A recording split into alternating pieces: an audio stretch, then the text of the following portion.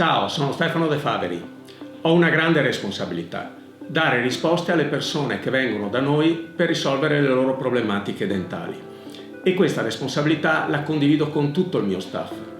Il nostro obiettivo è semplice: prenderci cura di voi per non deludervi.